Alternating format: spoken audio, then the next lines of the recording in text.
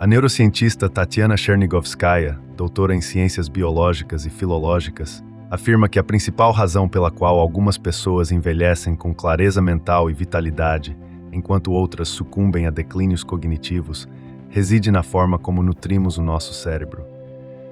Este vídeo revelará como preservar uma mente lúcida até a velhice, seguindo princípios diretos, porém poderosos, articulados por esta autoridade em neurociência. Você compreenderá por que a negatividade não deve poluir a mente, pois ela destrói nosso estado emocional. Aprenderá a gerenciar suas emoções, a filtrar seu ambiente e a escolher o que permitir em sua vida.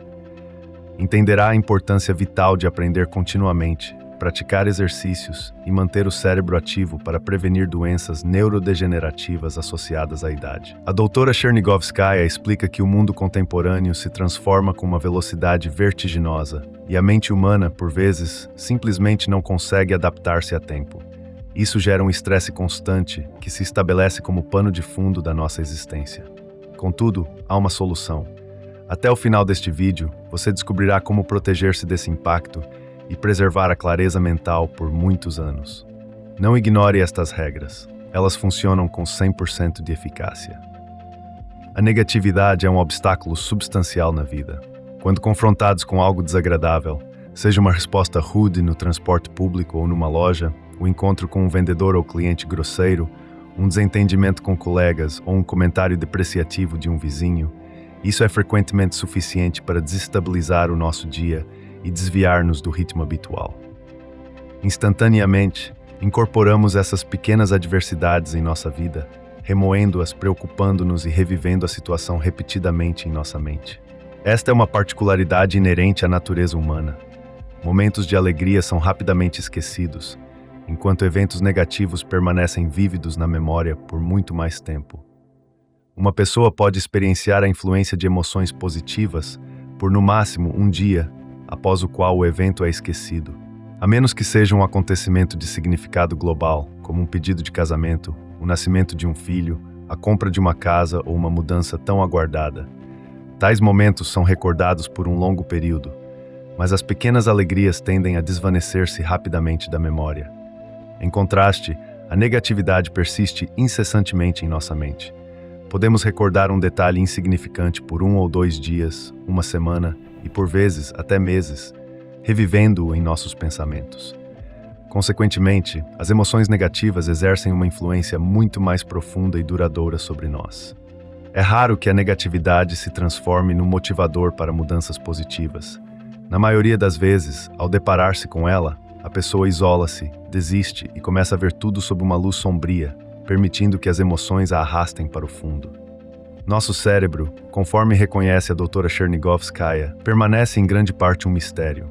Fundamentalmente, ainda não desvendamos o principal segredo de seu funcionamento. Em cada indivíduo, a combinação de genes e experiências de vida molda um mundo interior singular, intrinsecamente distinto dos mundos de outras pessoas. A razão para esta diversidade permanece desconhecida. Podemos observar o mesmo mar, mas as associações, sentimentos e ações de cada um divergem.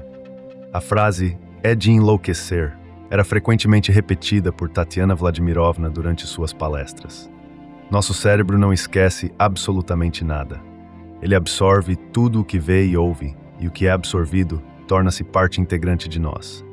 Se preenchemos o cérebro com emoções negativas, pensamentos e exemplos, é neles que ele se apoiará em suas reações. Se alimentarmos o cérebro com negatividade, onde encontraremos o antídoto para essa intoxicação informacional? Sortwordem pontads.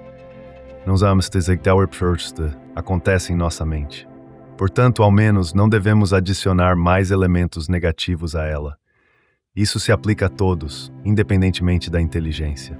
Não permita que sequer música ruim entre em sua mente, pois ela pode ficar presa por muito tempo, sendo difícil de combater. Aprenda a apertar o botão e desligar a fonte de negatividade a tempo.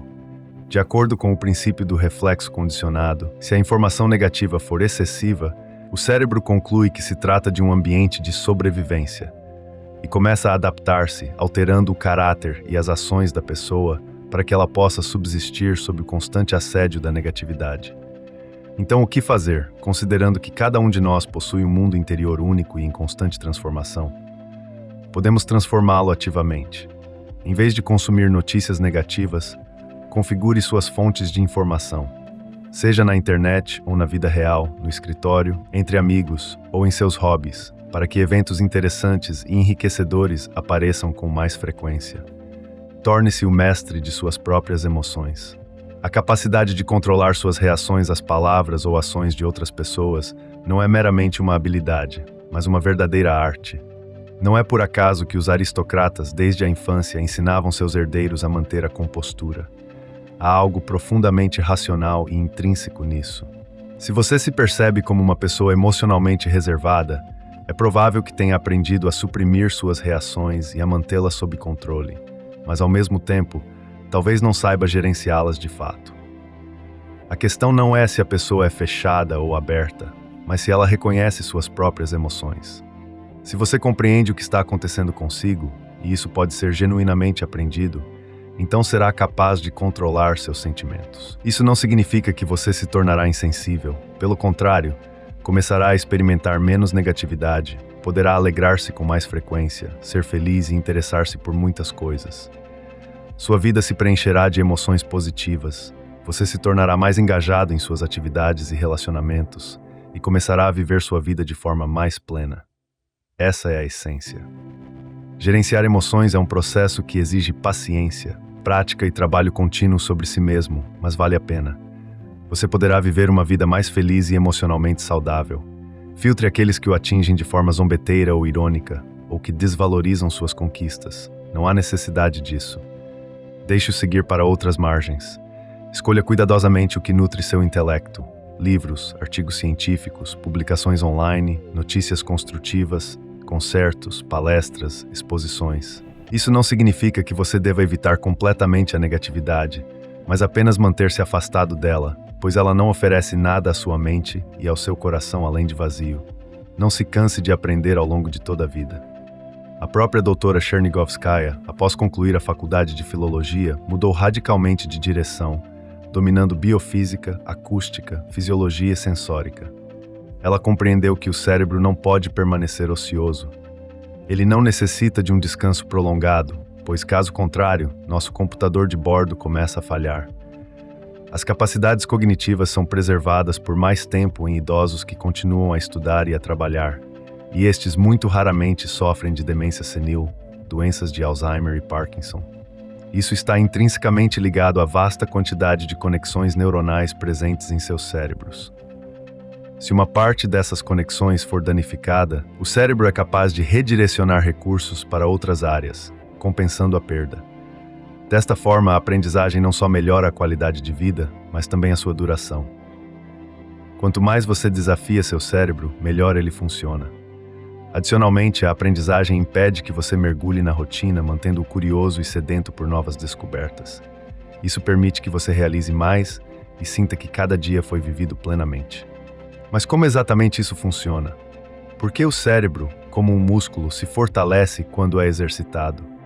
A questão é que nosso cérebro não é um órgão estático, ele está em constante mudança, adaptando-se e criando novas conexões neuronais.